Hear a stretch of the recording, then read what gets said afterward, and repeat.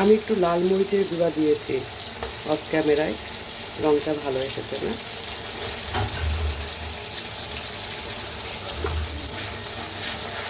মাছগুলো দিয়ে দিলাম, যত বেশি চিংড়ি মাছ দিবে তত বেশি মজা লাগবে।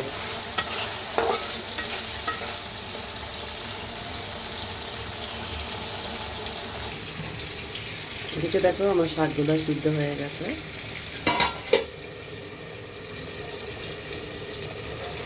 বেশি সিদ্ধ করা যাবে না, তাহলে এই সবুজ রঙটা আছে না, চলে যাবে না।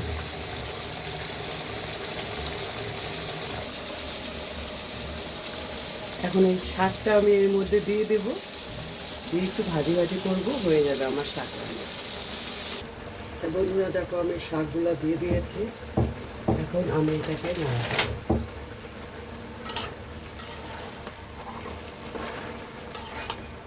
একদম ভাজি ভাজি করবো।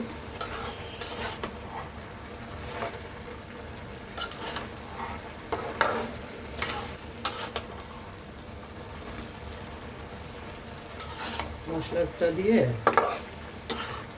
উল্টায় পাল্টায় মাখাই দেবো শাকটাকে মশলাগুলো।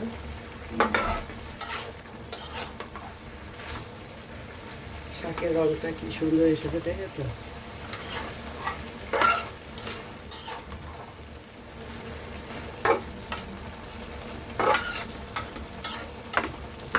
মশলাগুলা এর মধ্যে যাতে প্রবেশ করতে পারে সেই জন্য আমি আর একটু ঢাকা দেব। হয়ে গেছে কিন্তু